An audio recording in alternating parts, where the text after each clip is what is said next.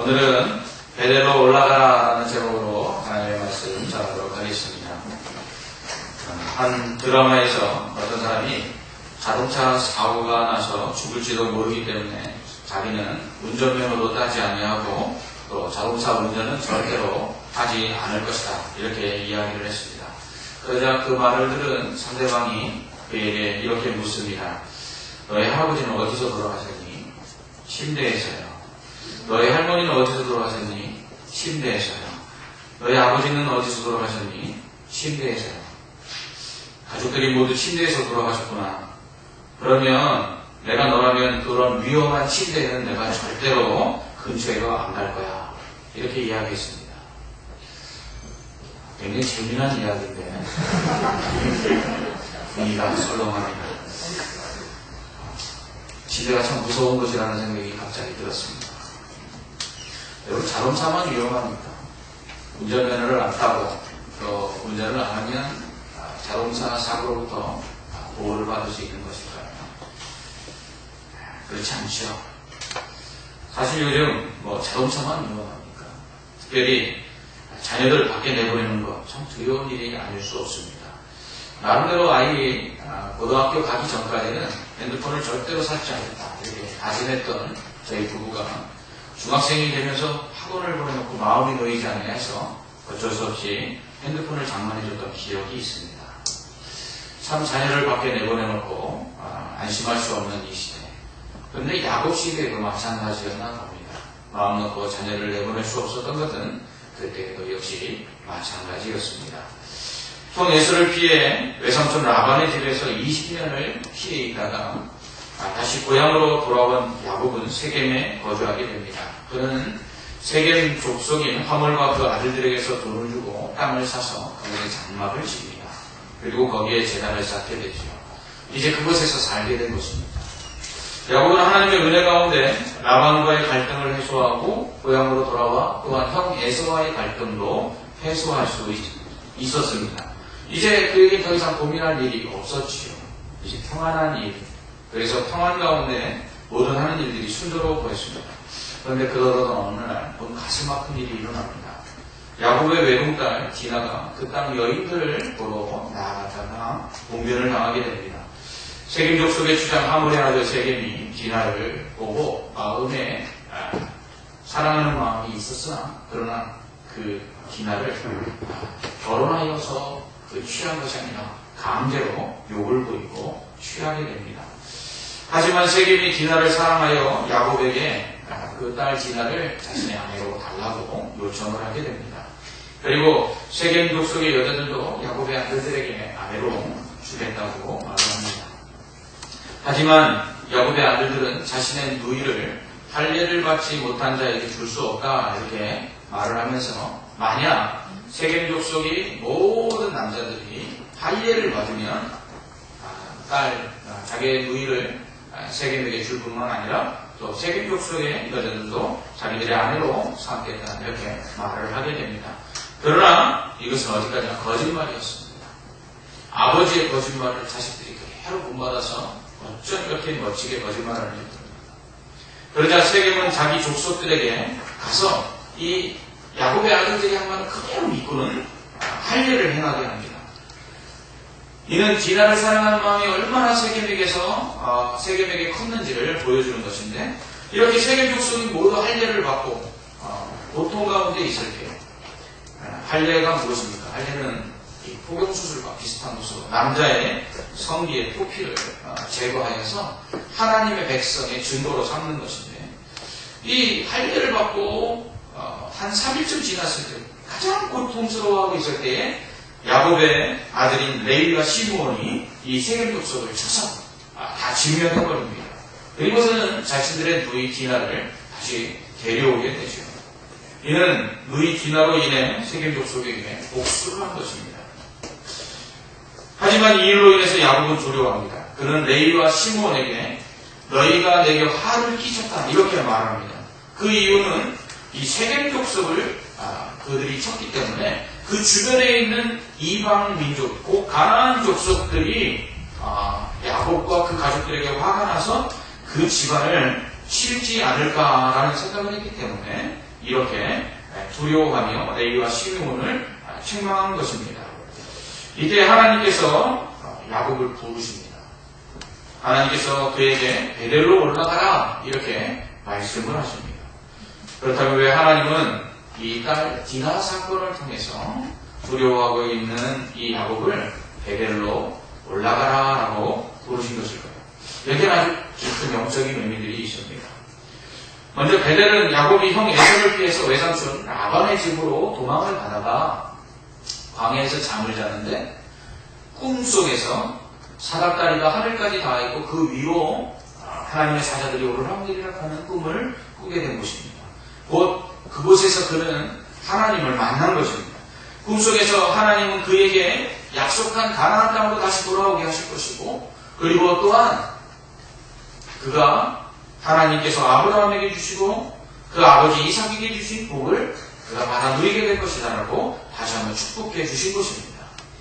이때 야곱은 그 잠에서 일어나서 자신이 베개 삼았던 돌을 기둥 삼고 거기에 기름을 붓고 하나님 앞에 약속을 합니다. 하나님 만약 나로 이 약속하신 대로 가나안 땅에 돌아오게 하시면 나도 하나님 앞에 11조를 드리겠습니다. 이렇게 서원을 했던 것입니다.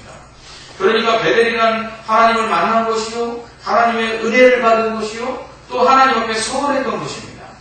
그는 이렇게 베델에서 하나님을 만난 그때 하나님께서 약속하신 대로 하나님께서 그를 다시 은혜 가운데 가나안 땅으로 돌아오게 하셨음을 그는 알고 있었습니다. 하지만 그가 가나안 땅으로 돌아와서 세겜에 비록 제단을 쌓았지만 그는 하나님과의 약속을 지키지 않았습니다. 그는 하나님께서 돌아오게 하시면 그가 하나님께 11조를 드리겠다고 말씀드렸지만 그러나 약속한 11조를 그는 드리지 아니하였습니다. 어느덧 형과의 갈등도 해소되고 그리던 가족들이 있는 가나안 땅으로 돌아와서 평안함을 누리기 시작하자 그는 그 평안함 속에서 어느덧 하나님과의 약속도 잊어간 것입니다. 이때 딸 디나가 세겜에게 욕보임을 당하는 일이 일어난 것입니다. 그로 인해서 아들들의 거짓 약속이 있었고 또 그로 인해서 할례받은 세겜 족속이 진멸당합니다. 이로 인하여 이방 민족들이 야곱과 그 가족들을 해할까 두려워한 이 야곱은 두려움 속에 빠져 있었습니다. 이때 하나님께서 다시금 그를 부르신 것입니다. 그리고 베델로 올라오라 라고 말씀하신 것이죠. 오늘 말씀에서 우리에게 다음과 같은 교훈을 주고 있는 것이 있습니다. 그것은 바로 하나님께서 말씀하신 약속들을 이루심으로 우리가 평안을 누릴 때에 우리가 하나님께 약속하는 것들을 지키고 있는지 돌아보라라는 것입니다. 야곱은 그가 하나님께서 약속한 것을 지키지 않았습니다. 그는 세겜에 제단을 쌓았지만 그는 하나님을 온전히 제사하지 않았습니다. 물론 제사를 안 지는 것은 아닐 것입니다. 그러나 딸 디나 사건으로 인해 보여준 야곱의 행동을 볼 때 그의 제사는 지극히 형식적이었거나 아니면 제사를 잊어버릴 수 있었습니다. 그는 디나 사건이 일어나자 하나님 앞에 나아가지 않았습니다. 오히려 디나 사건으로 인해 그 아들 시므온과 레위가 세겜 족속을 죽임으로 인해서 이방 민족들이 자신들을 해하지 않을까 두려워할 뿐 하나님 앞에 엎드리지 않았습니다. 그러므로 그가 세겜의 제단을 쌓았지만 그의 세겜에서의 제사는 형식적이었거나 아니면 온전한 제사가 없었음을 우리는 알 수 있습니다. 그러므로 우리는 이 야곱의 모습을 통해서 평안할 때 온전히 하나님을 찾고 하나님을 온전히 예배할 수 있어야만 합니다. 평안이 여러분 축복 같지만 한편으로는 신앙의 최대의 적입니다. 그토록 원했던 평안이 오히려 신앙을 나태하게 만들었고 하나님으로부터 멀어지게 만들었습니다. 영적 게으름을 조심해야 합니다. 김남준 목사님은 게으름이라는 책에서 성경에 나오는 많은 거룩한 인물들의 분투하는 삶은 게으름과는 거리가 멀다 이렇게 말씀하셨습니다. 교회사에 나타난 뛰어난 영적인 인물들 가운데 게으름과 친숙했던 사람은 없다라고 말합니다. 여러분 언제 게을러집니까? 바쁘고 분주할 때입니까? 아닙니다. 그때는 한눈 팔 시간도 없습니다. 바쁘고 분주할 때는요 게을러질 수가 없습니다. 어느 때 게을러지죠? 평안할 때입니다. 어느덧 그럴 때 내 모든 면에 있어서 생활이나 영적인 부분들이 다 게을러지는 것이죠. 김남준 목사님은 게으름을 3단계로 이야기하십니다. 게으름의 1단계는 최선을 다하지 않는 것입니다. 귀찮기 때문이죠. 평안해지면서 생기는 유혹 중에 하나가 무엇이죠? 이제는 열심히 하지 않아도 된다는 마음입니다. 어느덧 최선을 다하지 않아도 별로 큰 문제가 없기 때문에 최선을 다하지 않는 것입니다. 열심히 씻는 것입니다. 적당히 하는 것입니다. 왜요? 별 문제가 없기 때문입니다. 그런 가운데 게으름의 2단계는 의무를 저버리는 것입니다. 하나님께 구하거나 하나님을 의지하지 않아도 별 문제가 없어요. 별일이 일어나지 않아요. 평안하니까 말씀과 기도가 쉬게 되고 예배를 등한히 하게 됩니다. 그러다 정작 예배와 말씀과 기도가 당연히 해야 할 의무임을 잊어버리게 되는 것이죠. 의무와 사명도 함께 잊어버리게 되는 것이죠. 게으름의 3단계는 정욕입니다. 평안해지니까 딴 생각을 하게 되는 것이죠. 쾌락을 추구하게 됩니다. 즉 육체의 평안함과 육체의 즐거움을 위해서 자신이 원하는 것을 하게 되는 것이죠. 그러면서 정작 해야 될 영적 부지런함 속에서 하나님이 원하시는 것을 잊어가게 되는 것이죠. 그런데 그 게으름의 결과는 무엇입니까? 고통입니다. 왜냐하면 영적 게으름으로 인해 하나님으로부터 멀어질 때 결국은 우리 안에 하나님과의 거리가 멀어짐으로 인해 생겨나는 영적인 갈등들이 비롯되고요. 그리고 또한 은혜에 대한 갈급함이 생겨나게 됩니다. 그것들이 믿음이 있는 사람이라면 고통스러울 수밖에 없는 것입니다. 그러나 영적 게으름으로 인해서 평안해져서 나태해지는 것으로 인하여 하나님으로부터 멀어질 때에 일어나는 갈등과 목마름이 있다면 그나마 다행입니다. 왜냐하면 영적인 게으름으로 인해서 하나님으로부터 멀어지게 됩니다. 그로 인해서 영적인 갈등과 은혜에 대한 갈급함이 생겨나면 차라리 하나님께로 돌아갈 수 있는 소망이라도 있습니다.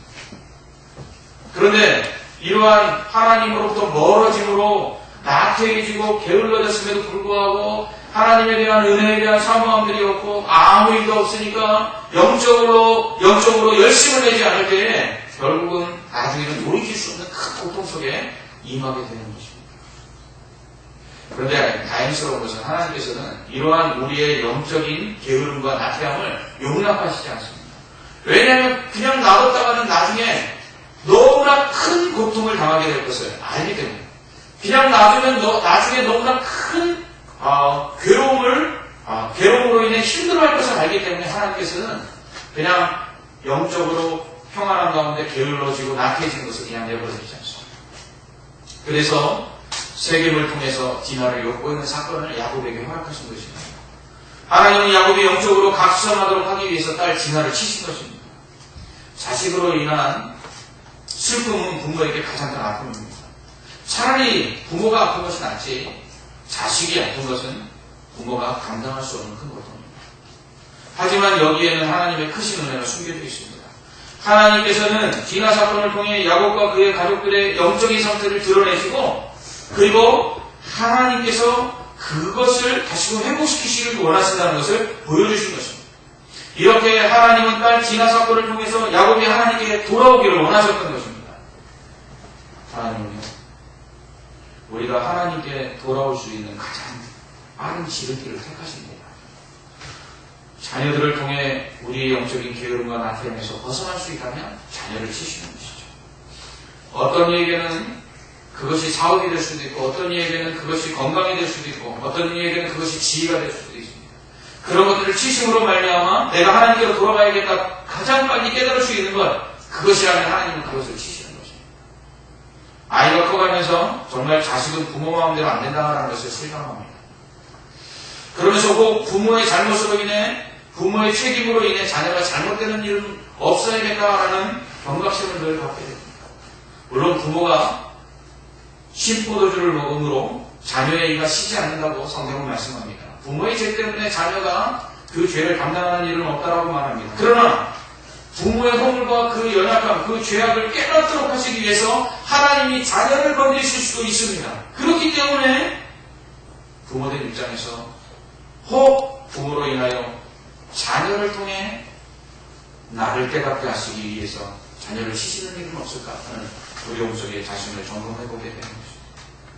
디나가 세겜에게 욕보임을 당하는 사건은 바로 하나님께서 야곱의 가족과 야곱의 영적인 상태들을 드러내시고 그것들을 치유하시기 위해서 일으키신 하나님의 부르심의 사건이라는 것입니다.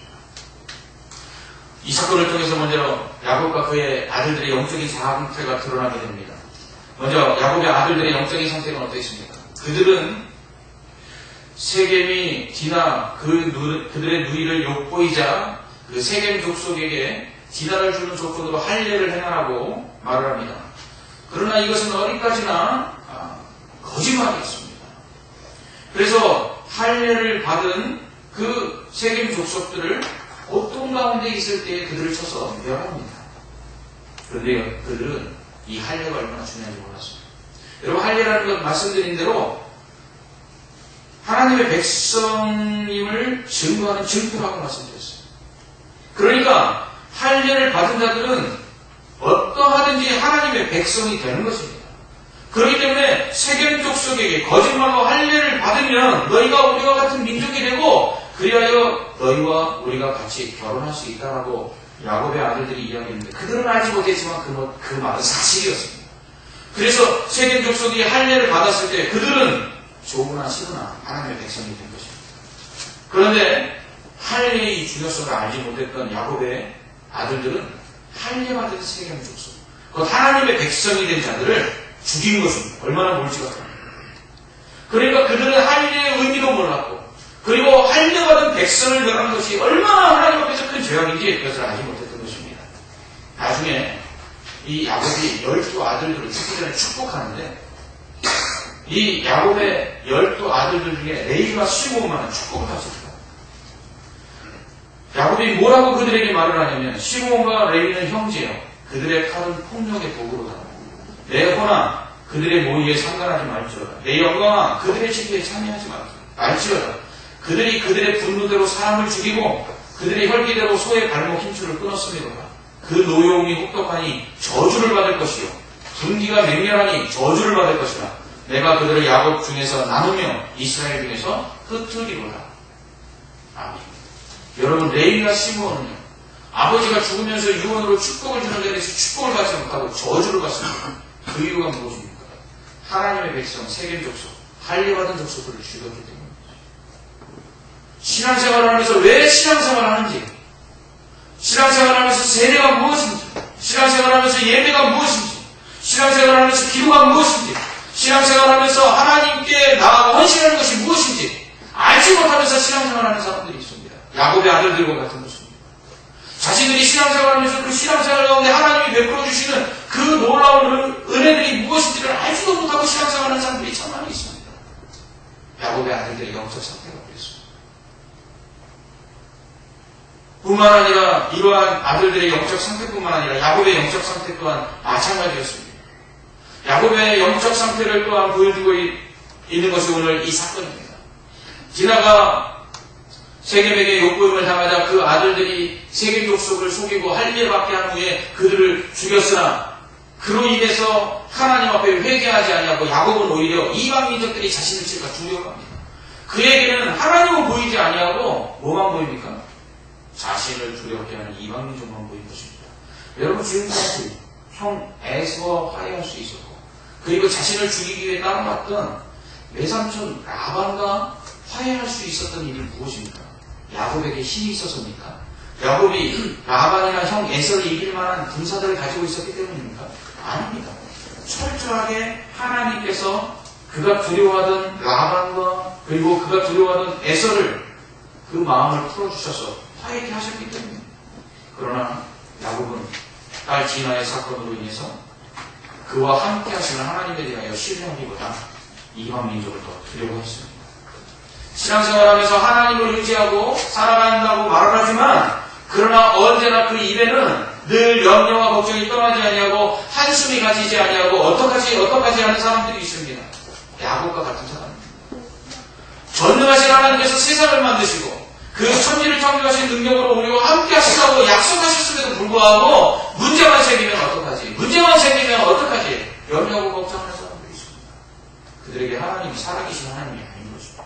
그냥 하나님이 보입니다. 여러분, 딸 진화의 사건은 이러한 야곱과 그의 아들의 영적인 상태들을 다 완전히 드러낸 사건입니다.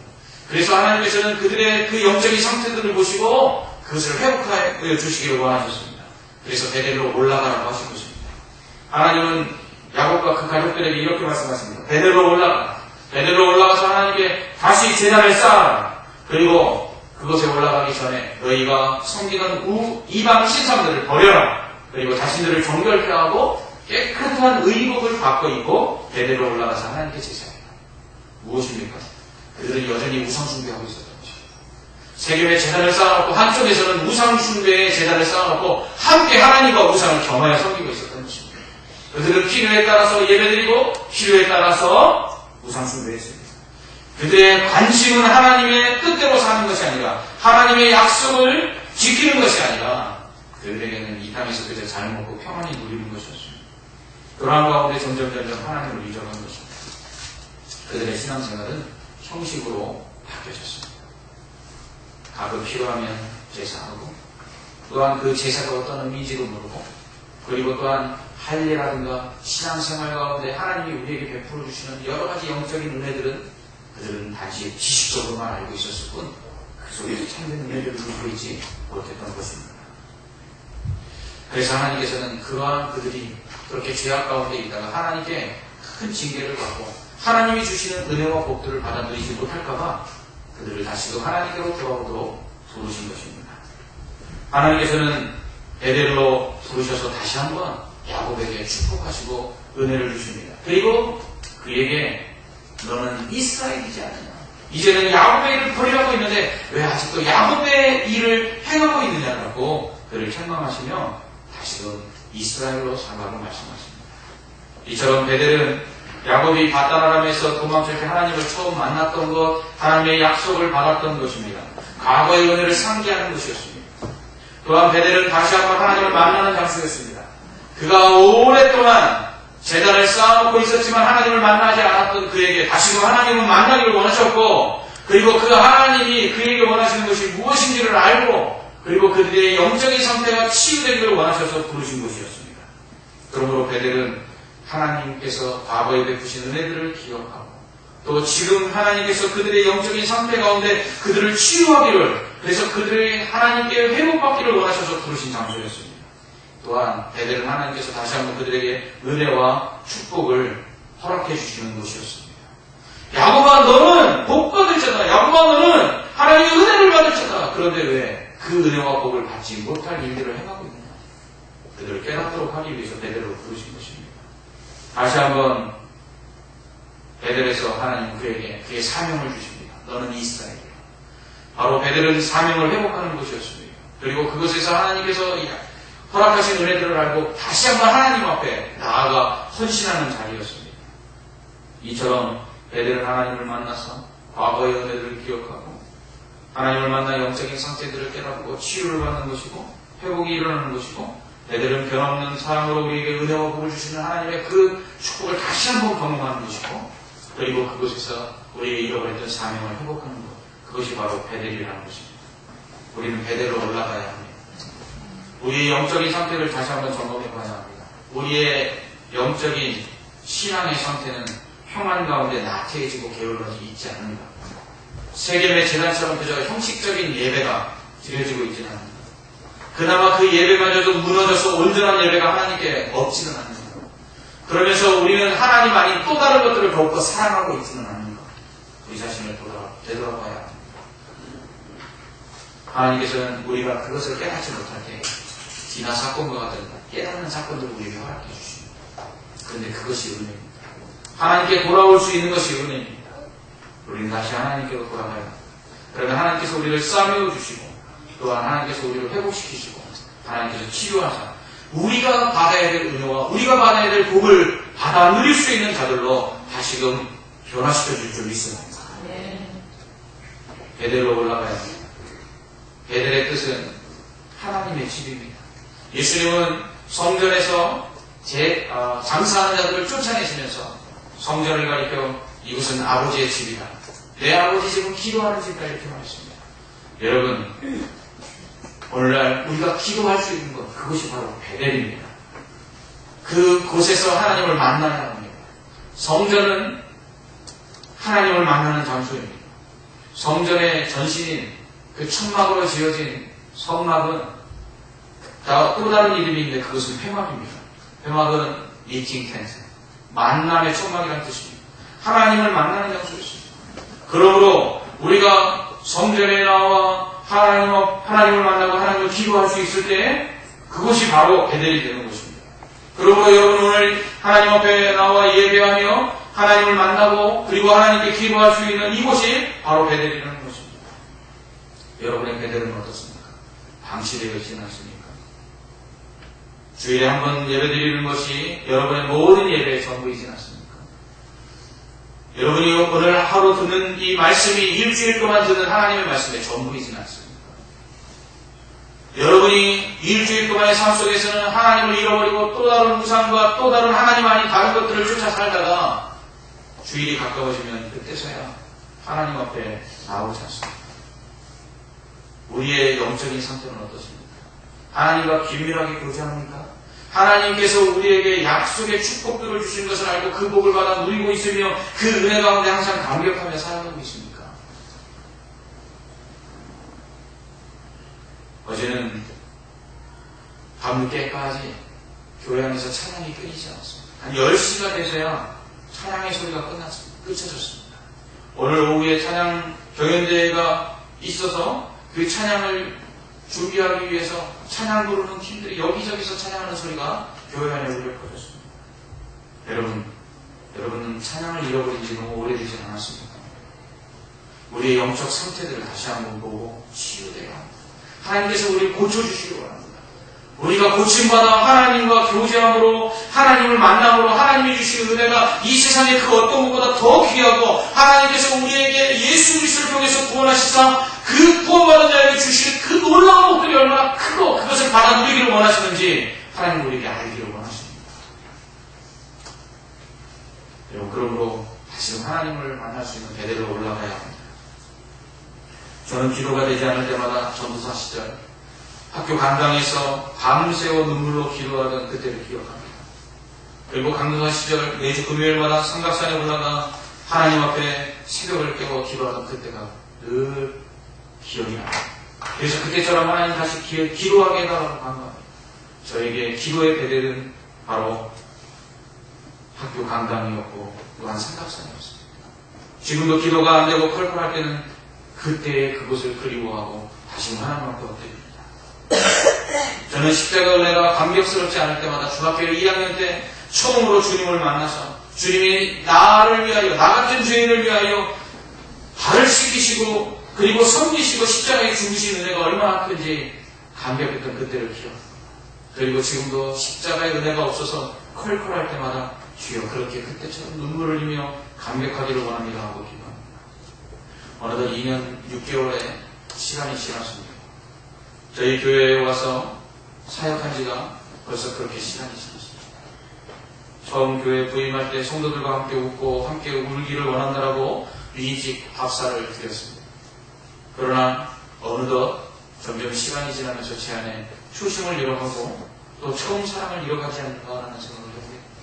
그럴 때마다 다시 한번 그 위임식 밥사를 기억합니다. 위임 예배를 기억합니다. 위임식 때 목사님들이 저에게 해주셨던 권면들을 기억합니다. 저에게 사역이 나태해지고 성도들을 향한 사랑의 마음이 식어갈 때마다 다시 한번 저는 위임식을 생각합니다. 그것이 제겐 베델입니다. 신앙생활은 나태해지고 게으러질 수 있습니다. 그것을 피할 수 있는 사람은 많지 않습니다. 그러나 부르는 노래는 이끼가 끼지 않는다는 말처럼 끊임없이 하나님을 만나고 하나님과 교제하고 하나님께 예배하고 하나님의 은혜를 누리는 사람들은 결단코 신앙의 게으름과 나태함에 빠지지 않습니다. 만약 그런 일이 일어난다면 다시 하나님을 만났던 곳으로 돌아가야 합니다. 만날 수 있는 곳으로 돌아가야 합니다. 그곳에서 다시 하나님을 만나고 그 하나님의 치유하심을 받아야 합니다. 그곳에서 다시금 회복하고 그리고 하나님이 우리에게 허락하실 그 놀라운 은혜와 복을 받을 준비를 해야 합니다. 다시 한번 정결하게 해야 합니다. 우리의 우상들을 없애고 우리를 단장하던 시장하던 장신구들을 없애고 하나님 앞에 겸손하고 온전함으로 깨끗함으로 하나님 앞에 나아가라. 그리고 그것에서 하나님을 만나서 하나님이 우리에게 주셨던 그 은혜를 다시 한번 기억하고 그 은혜가 얼마나 좋은지를 다시 한번 마음속에 새겨야 합니다. 그리고 다시금 새로운 은혜들을 갈구해야 합니다. 하나님께서 주실 그 은혜와 그 복이 얼마나 큰지를 깨닫고 그 은혜와 복을 받을 준비를 해야 합니다. 하나님은 야곱으로 살기를 원하시지 않으셨습니다. 이스라엘로 살기를 원하셨습니다. 그러나 그는 형식적인 신앙 속에 모든 것들을 다 잊고 살았습니다. 여러분, 우리의 영적인 상태는 어떻습니까? 우리는 이스라엘임에도 불구하고 여전히 야곱으로 살고 있지는 않습니까? 다시 베델로 올라가야만 합니다. 기도하겠습니다. 하나님 아버지, 야곱과 그의 가족들의 영적인 상태를 볼 때 하나님께서 베풀어 주실 은혜와 복을 받을 수 없을 만큼 너무나도 형식적이고 너무나도 죄악 가운데 나태해지고 게을러져 있는 모습들을 보게 됩니다. 하나님, 우리의 신앙의 모습은 어떻습니까? 우리의 영적인 모습은 어떻습니까? 우리의 예배는 무너져 하나님 앞에 온전히 예배하지도 못하며 하나님, 우리의 말씀과 기도의 생활은 무너져 하나님께 가까이 나아가고 있지 못하지는 않습니까? 하나님께서는 우리에게 더 큰 은혜를 주시기 원하고 하나님께서는 우리에게 아들을 주시고 그 아들 때문에 구원하신 자에게 더 큰 복을 주시기를 원하는데 우리는 그 은혜와 복을 잃어버린 채 세상 속에서 헛된 것을 쫓아 살고 있지 않습니까? 하나님은 디나의 사건과 같은 사건이 일어나기 전에 하나님께 돌아가게 하여 주시옵소서. 오늘 이 말씀이 우리를 부르시는 말씀인 줄 알고 베델로 돌아가게 하여 주시옵소서. 그래야 우리의 신앙을 회복하고 더 하나님께서 우리를 치시기 전에 하나님께 돌아가 하나님이 주시는 은혜와 복을 받아 누리는 지혜로운 믿음의 사람들 되게 하여 주시옵소서. 예수님 이름으로 기도합니다. 아멘.